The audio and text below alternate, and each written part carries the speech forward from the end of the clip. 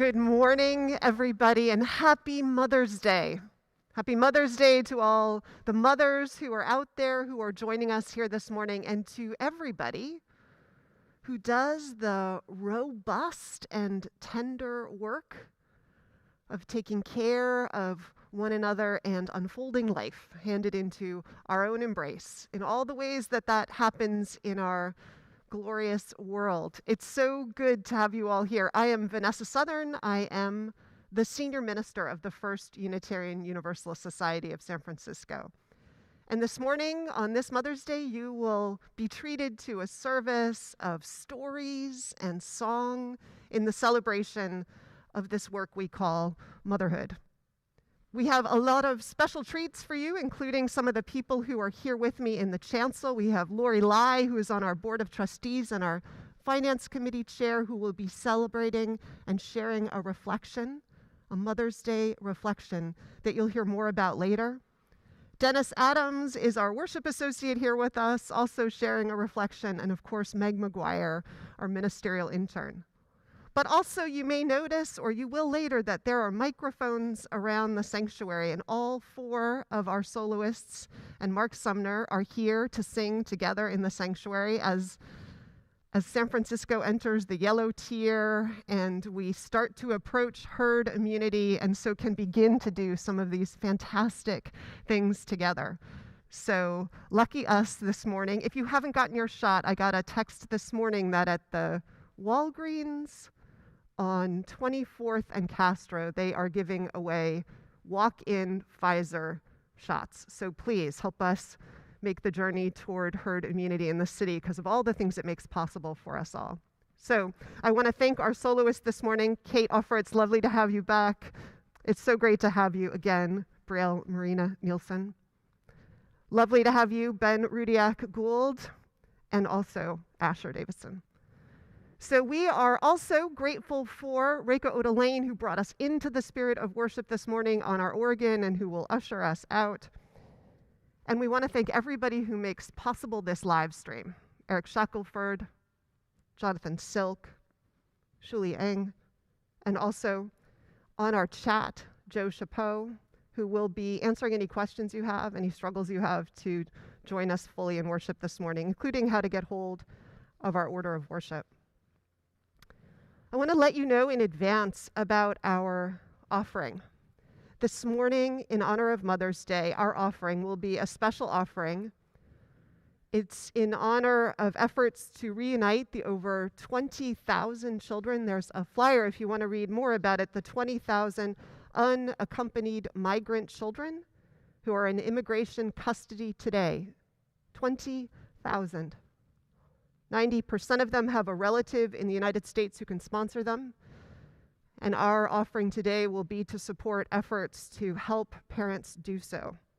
You can read more about it, but our offering will be matched up to $2,000 by the Hinckley Fund as part of their grant to us for COVID relief efforts.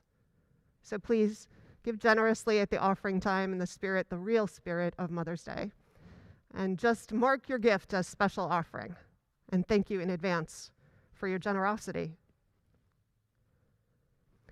I also want to name at the start of this service that I know for many people today, including some members of our congregation who I know have just this year lost their mothers, which is always hard.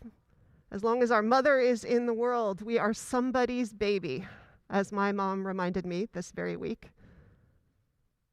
And so, for all the reasons we might have certain people heavy on our hearts or just alive and present to us, we will light our candle this morning. We've been lighting it every morning, and we will today too, in honor of all of us, all of you, who are not with us in body, but to bring us all here together in spirit. But today we will also light it to bring into the presence and the space of worship together the spirit of all of those who are present on our hearts this morning.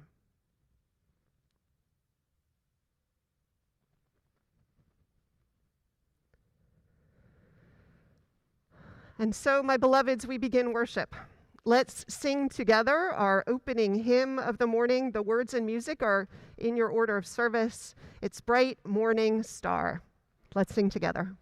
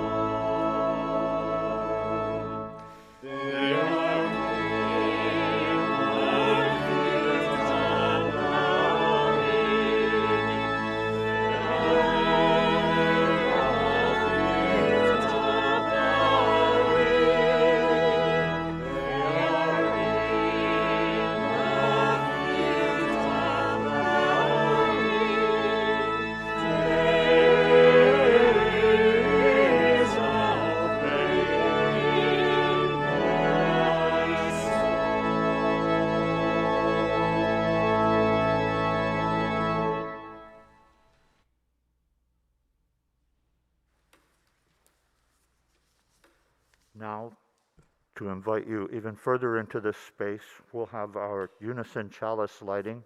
The words are printed in your order of service.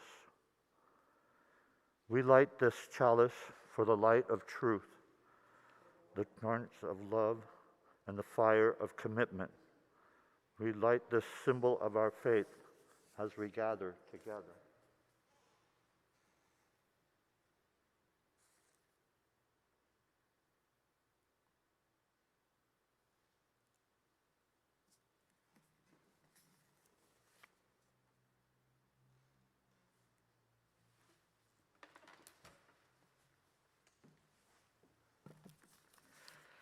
In your order of service that Vanessa invited you to download earlier, in addition to the broad strokes of this morning's worship and lyrics to our hymns, you'll also find a long list of upcoming events and offerings in this community. I'll point out a few, and I'll invite you to read through the rest at your leisure and consider joining whatever is of interest to you. Whether you are a newcomer or a longtime member or anything in between, I invite you to join us for our Zoom coffee hour right after the service. Coffee hour is a chance to gather in small groups, to reflect on today's service and catch up with old friends and meet new people. Joe Chapeau will put the Zoom link into our chat toward the end of worship, and you can find that in our order of service as well. Today, after worship, also, you're invited to join the humanists and non-theists for a discussion about the science of sleep and dreaming, led by Jim Barnett. That begins at the humanists' usual time at 1 p.m., so you can go to coffee hour and then straight into that at 1. Also coming up, mark your calendars for the next 3 Fridays in May for the annual lecture series by Dr. Anthony Penn, a humanist thinker, constructive theologian, and scholar of African American religion. These lectures will be hosted by different Unitarian Universalist congregations each week and offer a counter-oppressive approach to the Hebrew and Christian scriptures, aimed specifically to support UUs and religious liberals in entering into the broader conversation with these texts in service of justice for all. Lastly, there are 2 opportunities coming up this week to join Reverend Vanessa and Director of Operations Laura Ludwig and Lori Lai, wearing a different hat as the treasurer of our Board of Trustees, for a Q&A on the proposed budget for the coming fiscal year. The Q&As will be held on Wednesday at 6 p.m. and next Sunday at 12:30 p.m. right after worship. You can read up on some of the highlights and assumptions of the proposed budget in your order of service between now and then. So those are some of the highlights, and again, I do encourage you to read through and check out the rest of the opportunities to connect here in the coming weeks. Now, I invite you to join me as we weave another layer of worship together, singing our meditation on breathing. You can find the words in your order of service, or just listen to our song leaders and let the music wash over you. When I breathe in, I breathe in peace. When I breathe out, I breathe out love. When I breathe in, I breathe in peace. When I breathe out, I breathe out love. When I breathe in, I breathe in peace. When I breathe out, I breathe out love. When I breathe in, I breathe in peace. When I breathe out, I breathe out love. When I breathe in, I breathe in peace. When I breathe out, I breathe out love. When I breathe in, I breathe in peace. When I breathe out, I breathe out love.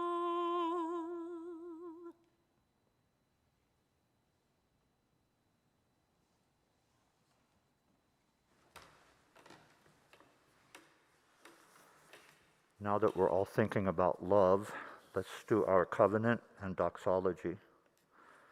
Love is the spirit of this church, and service is its prayer. This is our great covenant, to dwell together in peace, to seek the truth in freedom, and to help one another.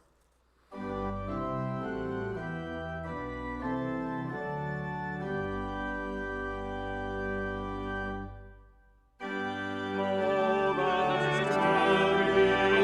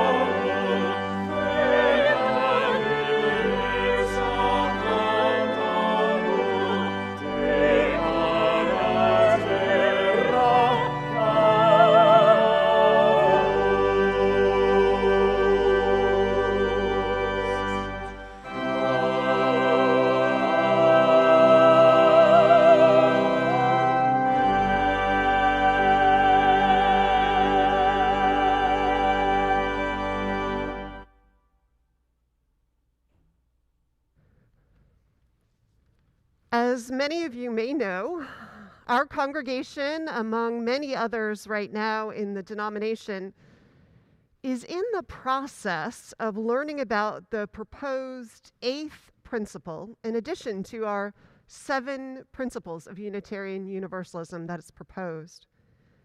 This 8th principle states, "We affirm and promote journeying toward spiritual wholeness by working to build a diverse, multicultural, beloved community by our actions that accountably dismantle racism and other oppressions in ourselves and our institutions." Members will vote on this proposed inclusion at our annual meeting on June 6th.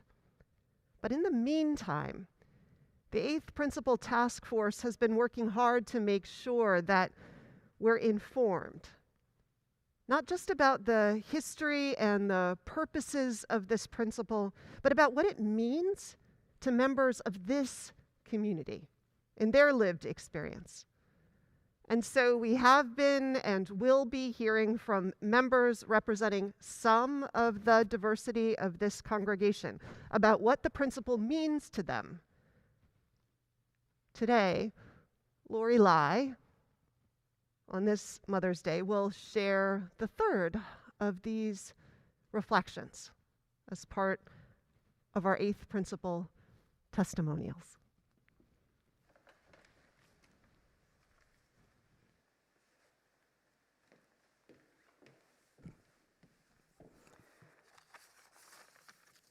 Good morning, everyone. As an Asian American mother, I would want to wish all mothers a happy Mother's Day and all Asian Pacific Islanders a great Asian American and Pacific Islander Heritage Month. My name is Lori Lai, and I am the treasurer on the UUSF Board of Trustees. I'm here to talk about the 8th principle, which will be put to a vote soon in this congregation.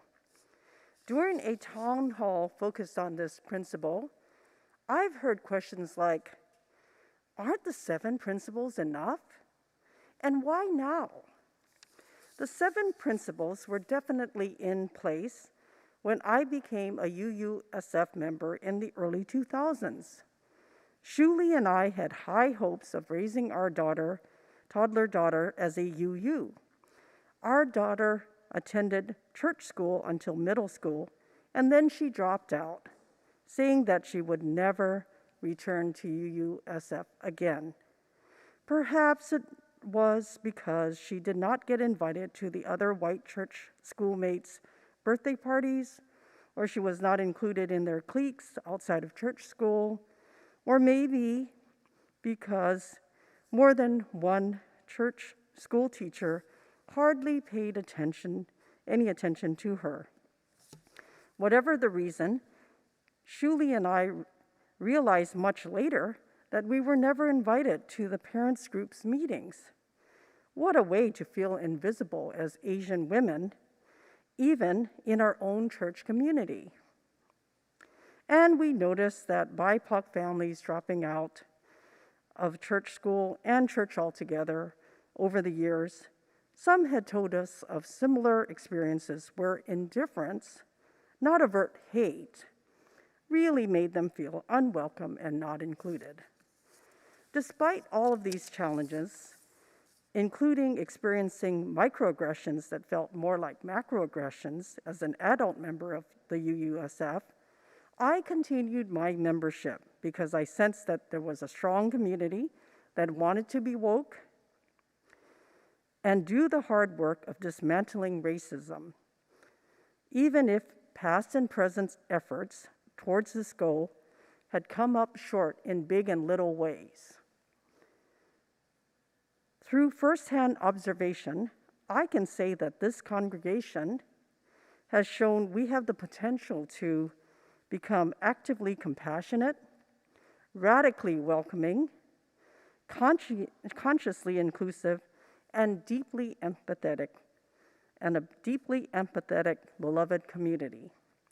More recently, when our family was experiencing harassment by an anti-Asian neighbor, I experienced an outpouring of generous support from our congregation. Everything from dog walking, introductions that led to my city supervisor organizing community meetings, advice on restraining orders, self-defense, and so much more. Thank you to all of you who are supporting our family through this challenging time. This means a lot to me, and I appreciate your kindness very much. With the rise of anti-Asian hate, police violence against BIPOC people, and more public discourse about systemic racism, I say now is the time to adopt the 8th principle and meet this moment as a congregation that is situated in one of the most multicultural and diverse cities in the world. The truth is that most of us have had to make decisions that would change our lives without knowing exactly what will come next, just that the decision was the right one to make for the time. Voting for the 8th principle is a vote to consciously commit to and take part in building a beloved community with lots of love and, yes, some hard work, focusing on achieving equity and widening our circle of concern. For many UUs, taking this one step towards our journey to wholeness is going to be messy, even for some chaotic at times, but also a chance to stay relevant, have more fun, and build wider connections and achieve a next level of spiritual fulfillment towards a sustainable legacy of social justice going deep into the 21st century.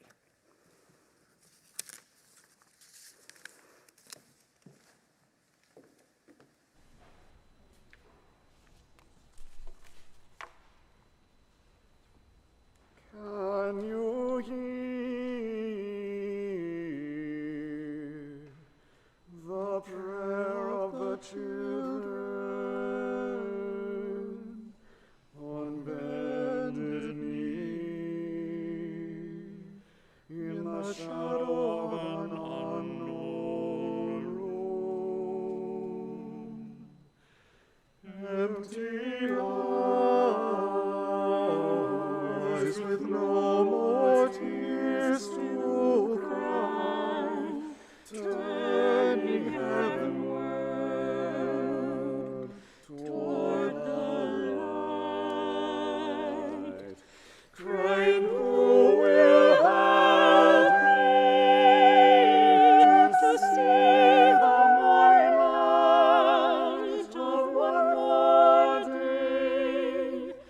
But if I should die before I wake, I pray my soul to take. Can you feel the hearts of the children aching for home, for something of their very own, reaching hands with nothing to hold on to, but hope for a better day, a better day, crying, who will help me to feel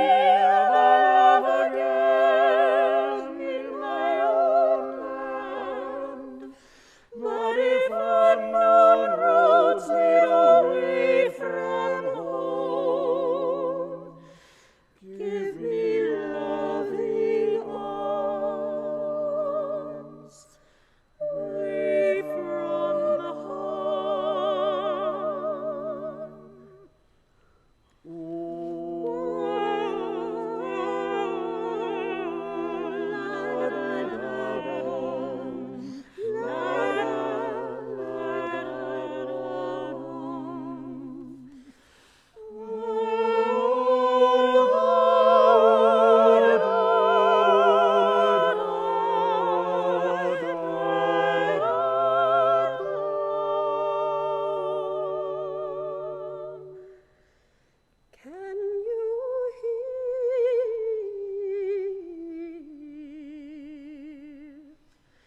the voice of the children softly pleading for silence in the shattered world? Angry gods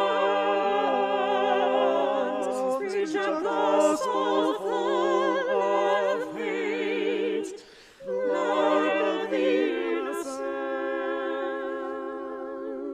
on their hands,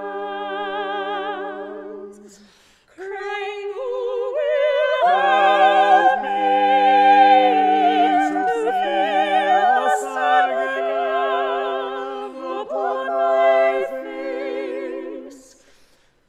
For when darkness clears, I know you're near, bringing peace again.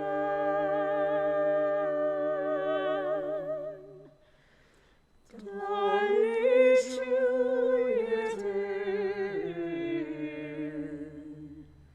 sedete molite. Can you hear the prayer of the children?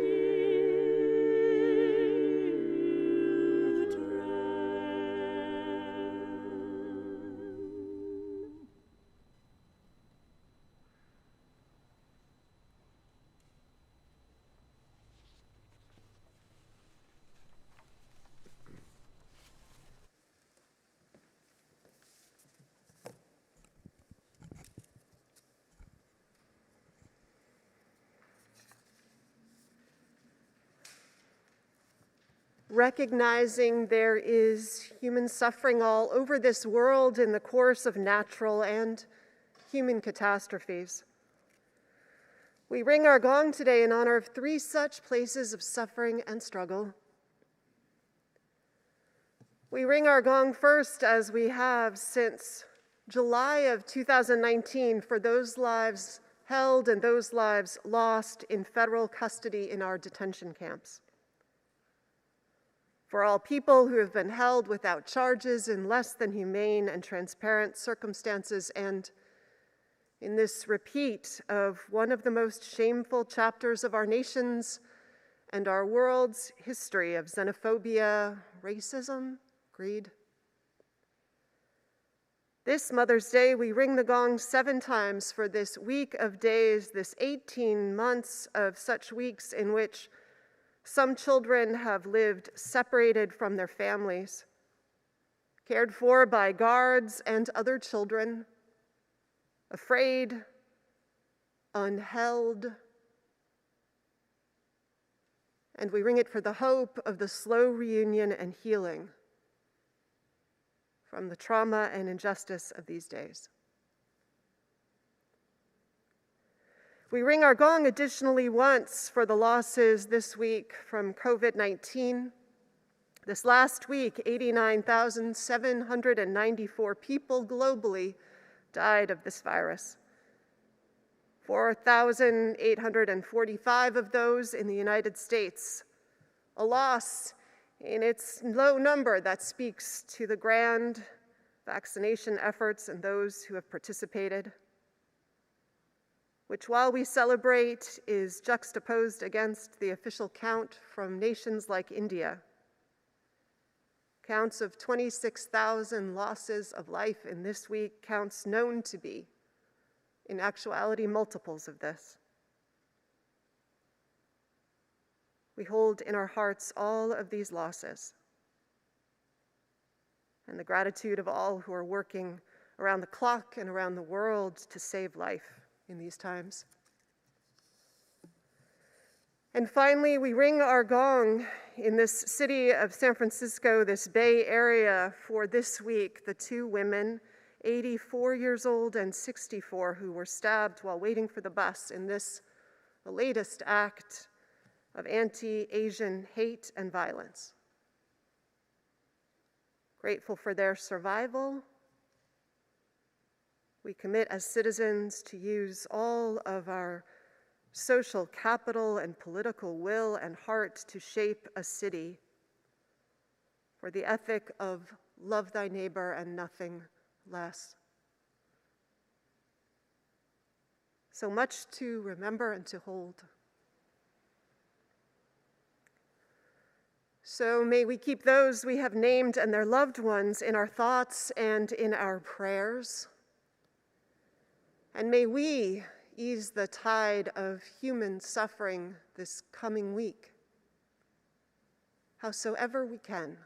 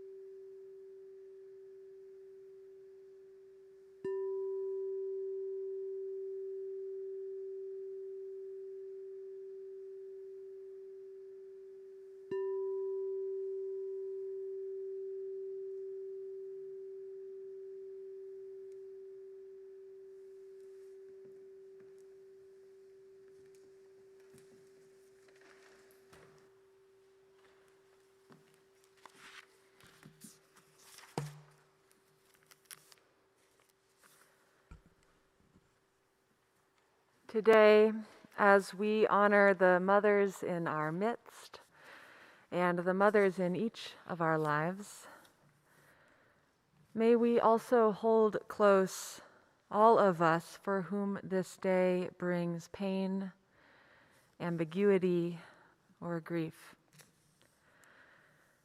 You who have lost your mother, and you who have lost children, we hold you.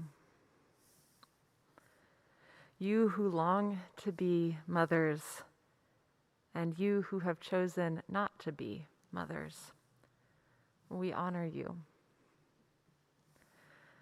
You whose relationship with mother or child is strained or fractured, and you whose mothering defies the constraints of the gender binary, we embrace you.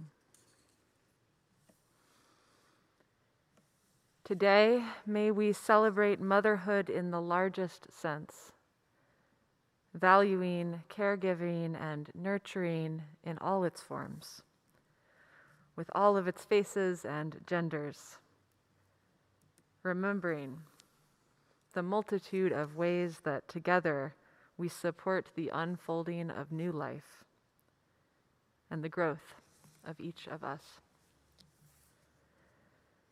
In gratitude for the mothers all around us and with tenderness for each one of us, may we enter together into a time of shared silence.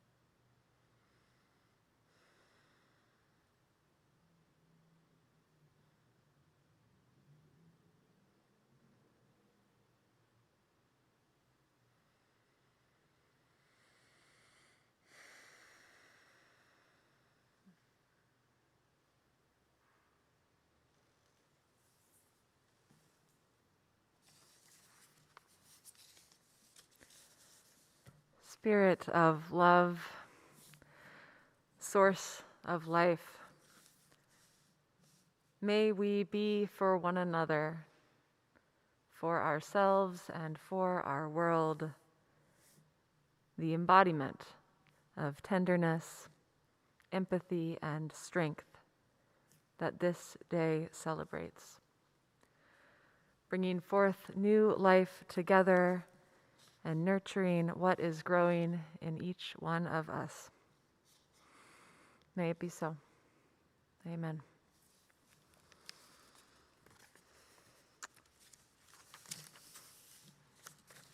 Our offering this Mother's Day will go to help the over 20,000 children who were separated from their families to be reunited. Our funds will go for Reunite, a joint project of Project Lifeline and Vecinas, both worthy organizations. Today, the Hinckley Fund has given her money to match gifts for this cause up to $2,000. Please choose special offering as you give online. The offering will now be taken and gratefully received. Your children are not your children. Your children are not your children. They are the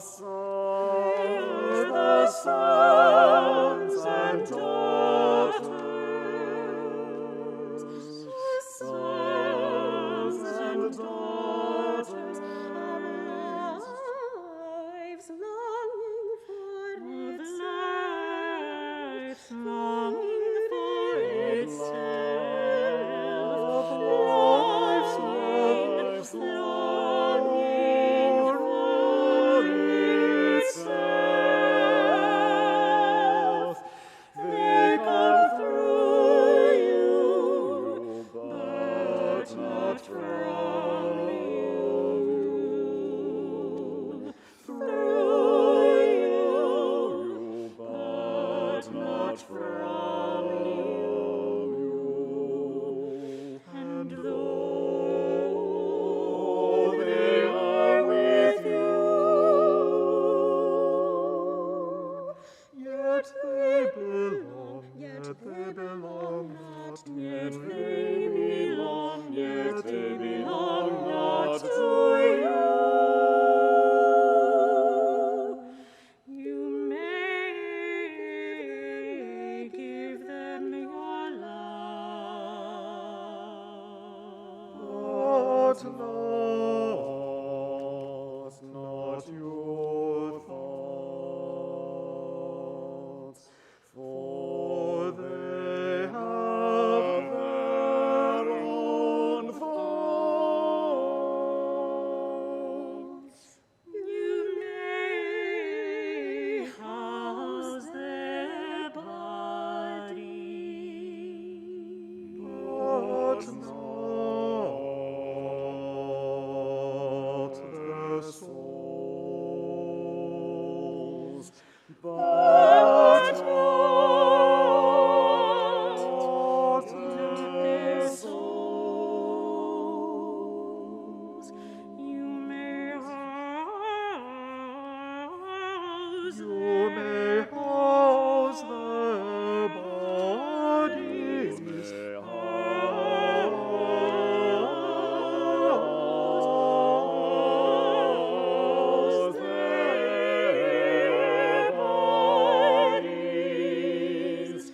but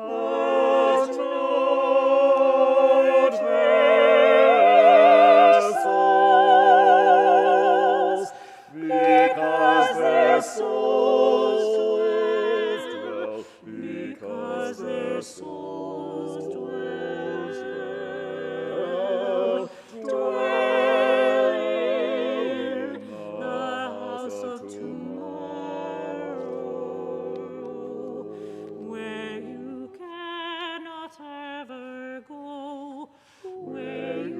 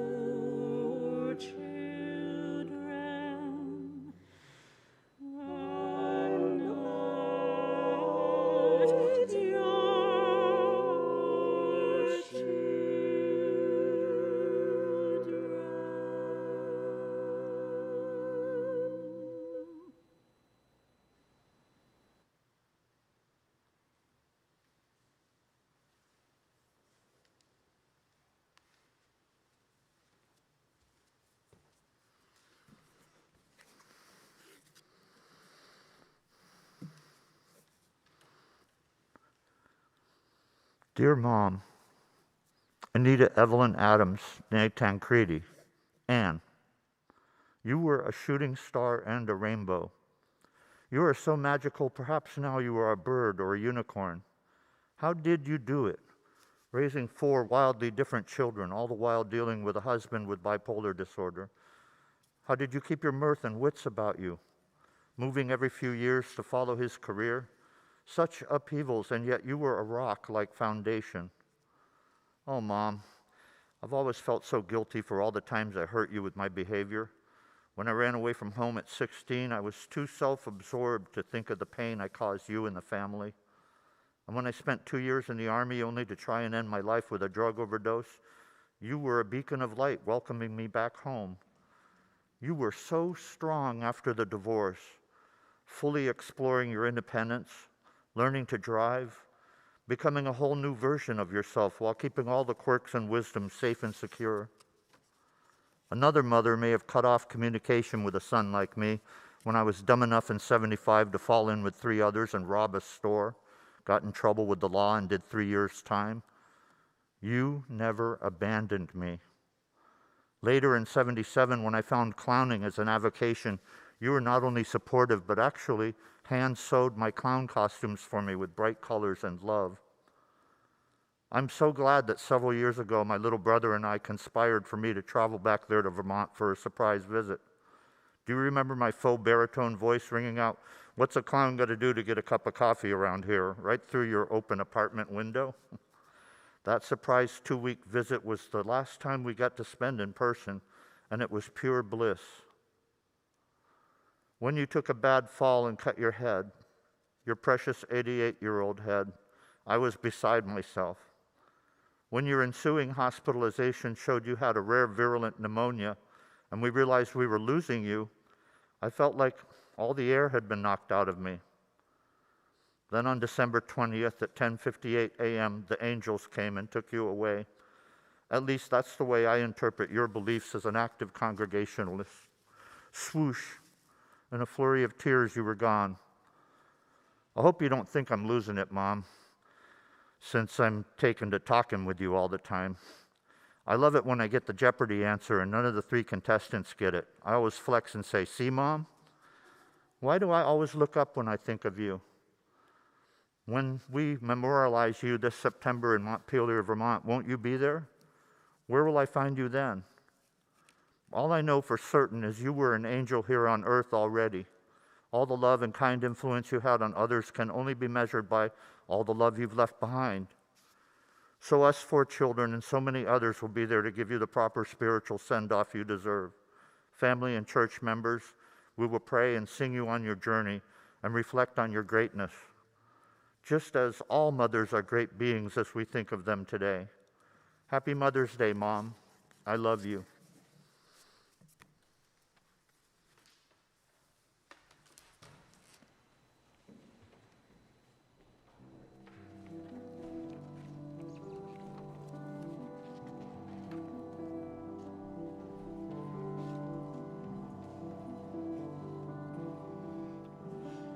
Careful the things you say, children will listen. Careful the things you do, children will see and learn. Children may not obey, but children will listen. Children will look to you for which way to turn, to learn what to be.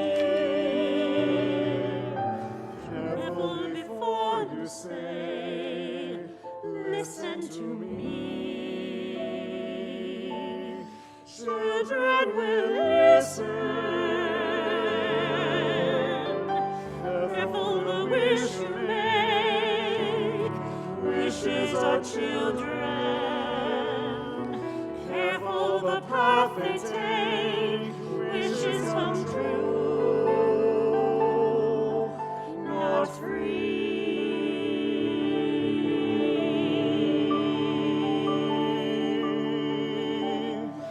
Careful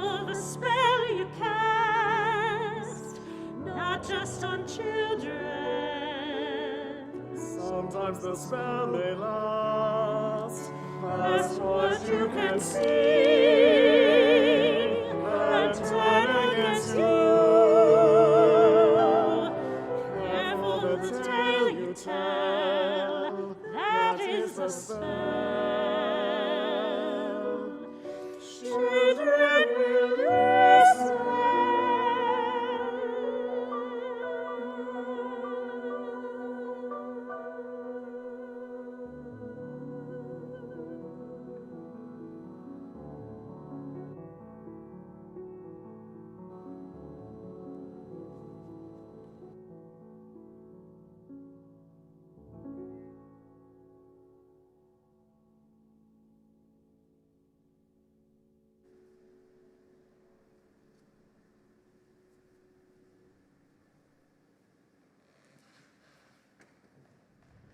Brielle, for the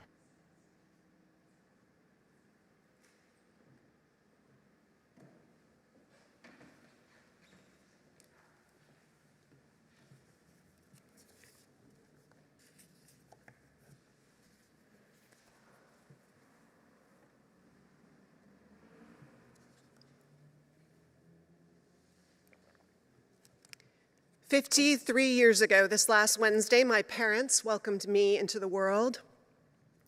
17 years ago, next Thursday, my husband and I welcomed our daughter into the world.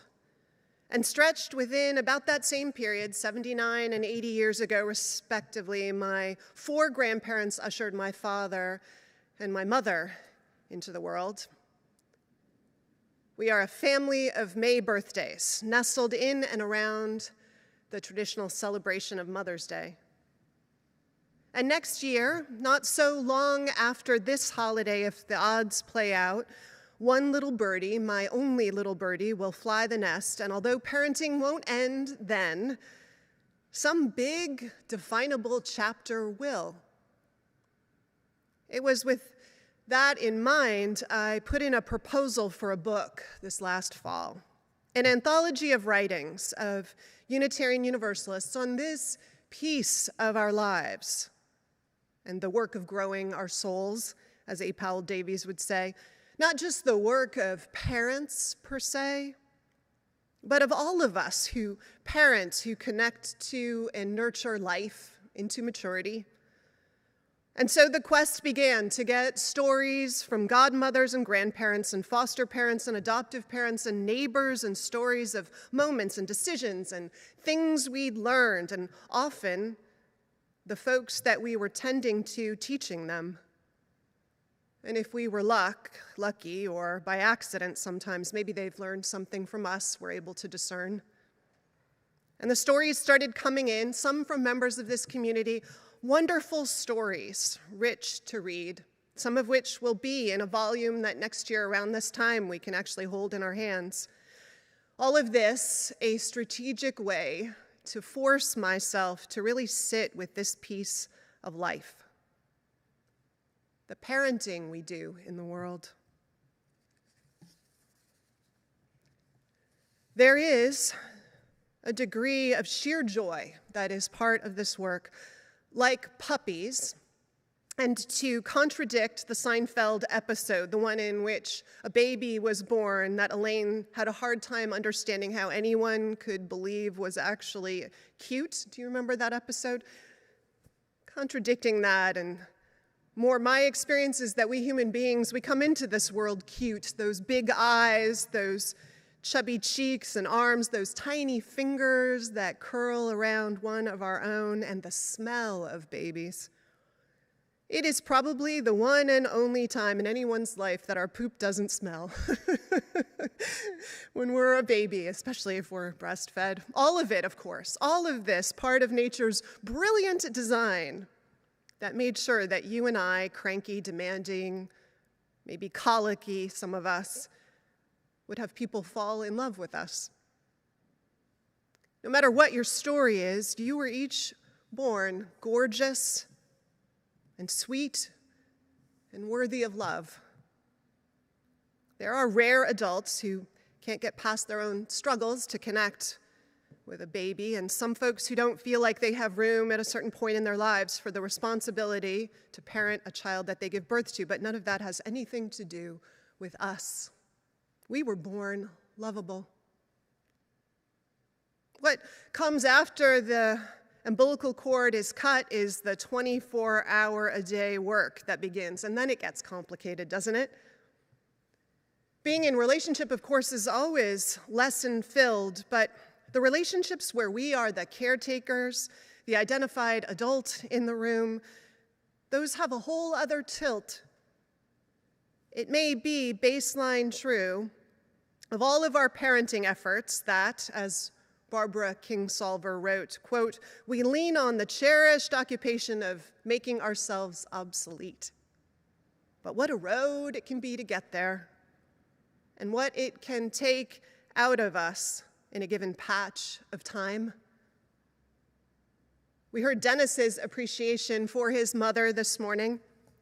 All that faith, all that love, all that tolerance of this complicated and never dull journey to adulthood. The running away, the trouble with the law, the going to professional clown school, to name only a few of the most traumatic moments. Don't you wonder what reflection his mom would give? Oh, that we could have heard her.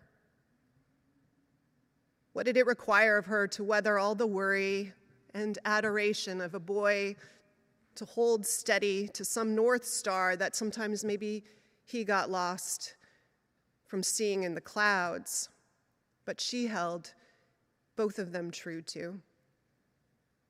And what did it take of our own parents, let's be honest, to get out of our way so that we could stretch those fledgling wings at each stage as they stood by, also trying in key moments to be the bumpers in life, padding the hard and dangerous places where they could?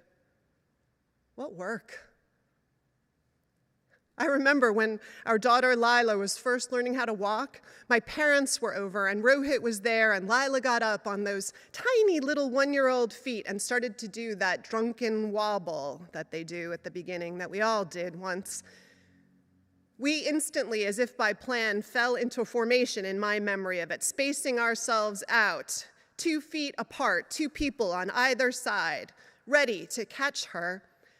And she took a few glorious steps forward, and we erupted in celebration. And in that split second of celebration, she managed the fastest face plant into the wood floor I have ever seen, evading all of our hands. It was like a metaphor to me, that moment. How we could have all this love, all this good intent, all these forces at our disposal, ready for action, and this creature that we loved would still tumble and hard. How I couldn't kid myself about ever being able to completely protect her. Try as we might. We want them to be independent, but the journey isn't easy.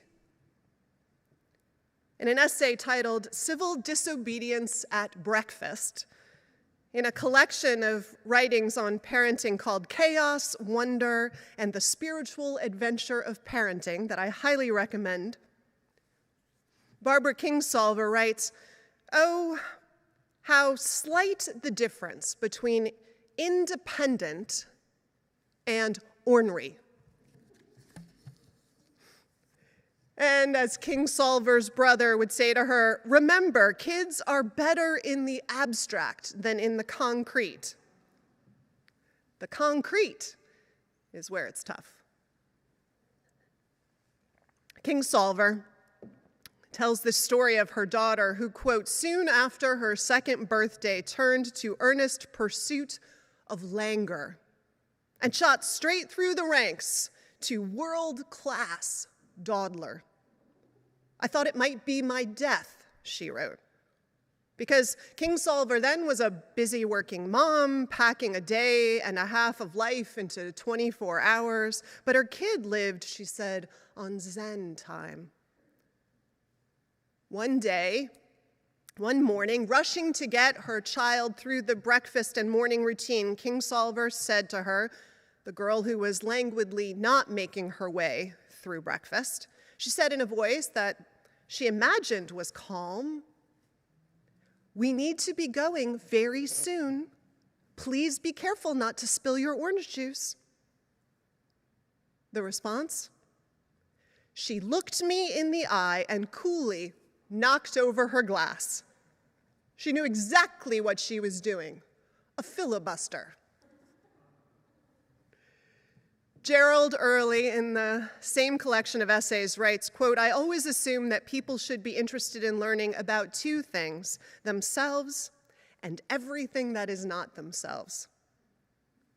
And indeed, we teach our kids to be interested in others, but we learn it too, don't we?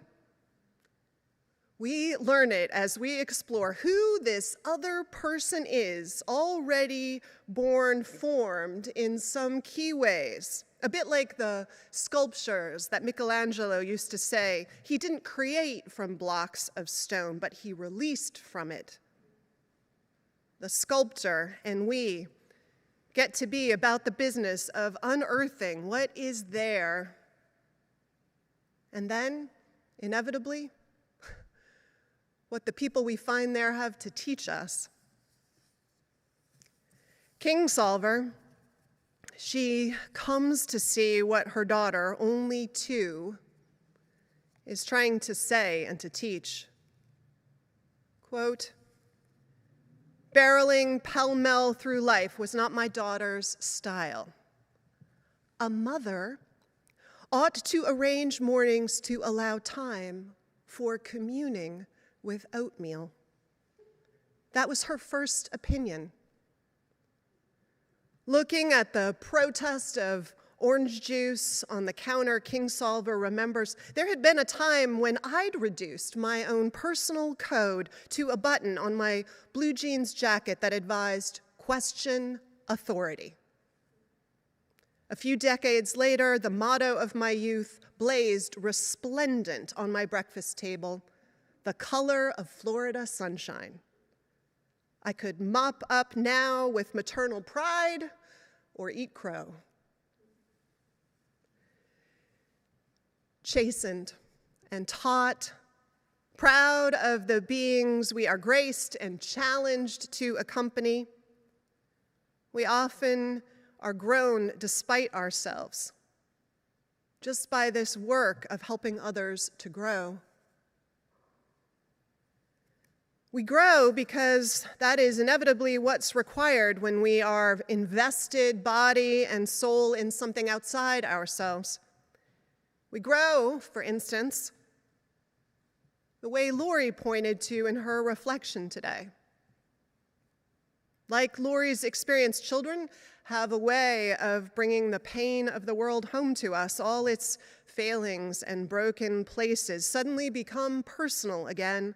All the things we had maybe learned to accept, or at least to bear, unacceptable as they are, when someone tender and subject to them is ours to protect, love wakes us up again to the prophetic work of this world.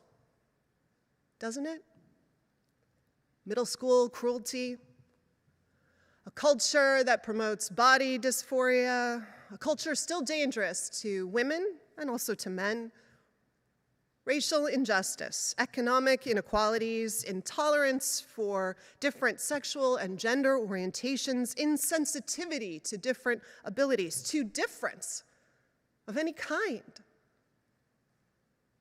Any and all patterns of diminishment become ones our nerves grow raw against. We are, or become, ever more determined prophets and protesters fighting to solve the world's ills against the time clock of our children's and our grandchildren's lives, of the lives of any we love and are called to nurture. In general, the people we parent expand our abilities to love, to be patient, to see where we would limit them but are asked not to have faith, to hope, to want more than anything else the welfare of someone else, to be our best selves as often as we can. In the anthology I mentioned, there's this other essay. It's titled Palsy by writer Beth Kephart. Kephart tells part of the story of her relationship with her son Jeremy, who has cerebral palsy. Reflecting on her relationship with him, she describes this sweet and resilient and generously loving 7-year-old boy, and then who he has made her. All his struggles against his physical limits, his vast ability to love, all of it. She writes, Jeremy has taken me through these last 7 years of life and taught me wonder. He has completed me, wrenched me in and out of myself, forced me past my boundaries, looked into me with his wide chocolate eyes and demanded loyalty, spirituality, and faith. He has elevated me so that I can stand and look up and see who he is and who I must somehow be, who I must be to be his mother.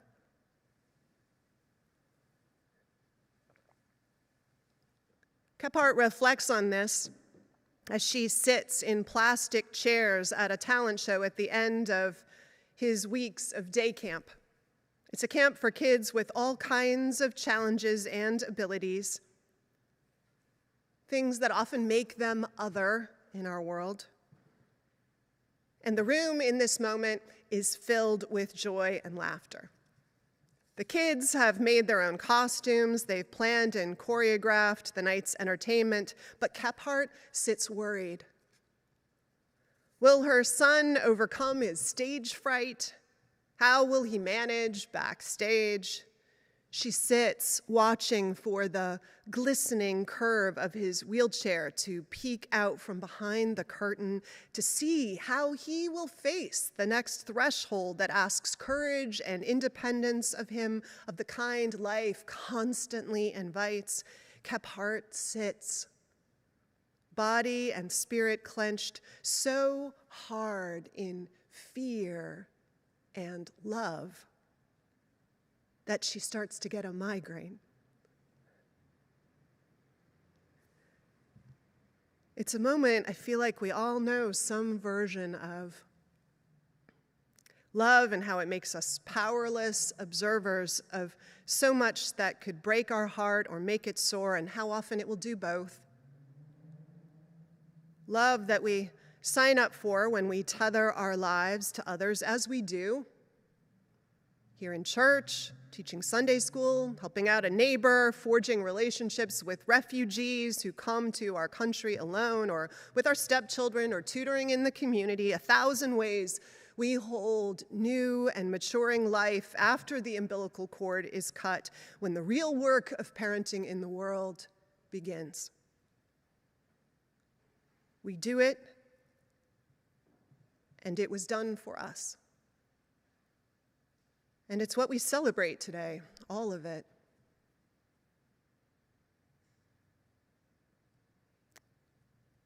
So to close this morning, let's return to Kephart in her seat, clenched. The camp show has begun. Mom, her mother is sitting with her. Mom, I half whisper, half scream, do you see him?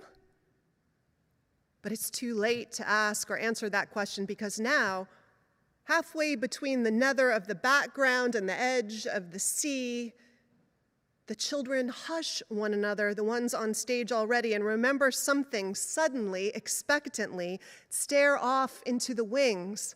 Our eyes follow their eyes, take their cue. They come from opposite directions, the girl and the boy in their chairs. His eyes, two pools of dark liquid as huge and as gentle as a fawn's.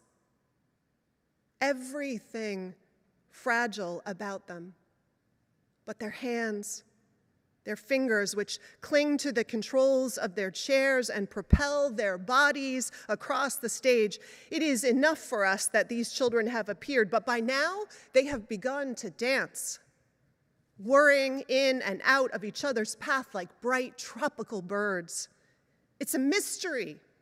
It is beyond human how these two children glide and circle each other and spin their wheels, making no noises as they turn, their faces shy, soft as feathers, and triumphant. We do not speak to one another. We do not lean over and say, "But they are tiny, but they are fragile." We only watch them. And now we lift our eyes and watch the 20 who stand behind the two children on wheels, the 20, Jeremy among them, who are upright as props and smiling, beaming, proud of all they can do and all who they can be on stage.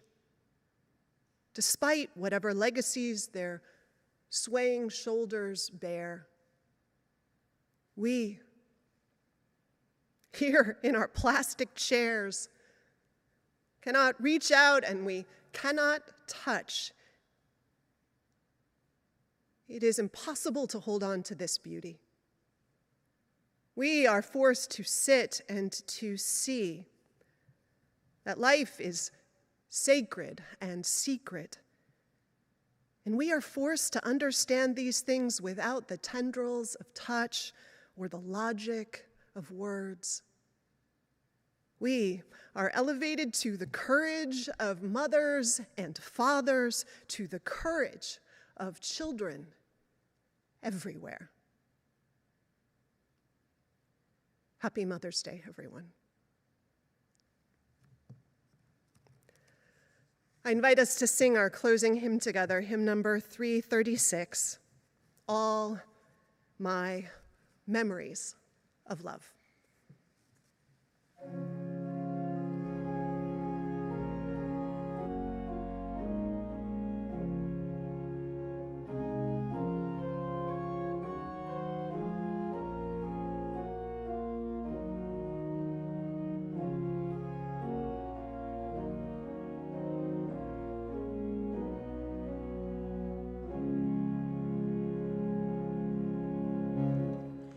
All my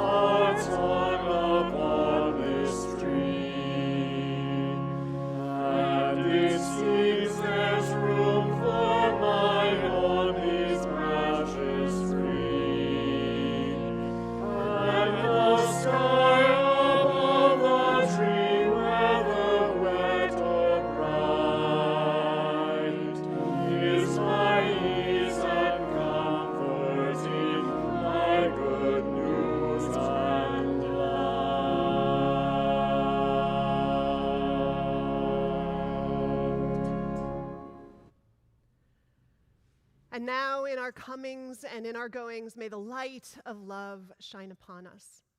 Out from within us be gracious unto us and grant us peace. For this is the day we are given. Let us rejoice and be glad in it. Amen.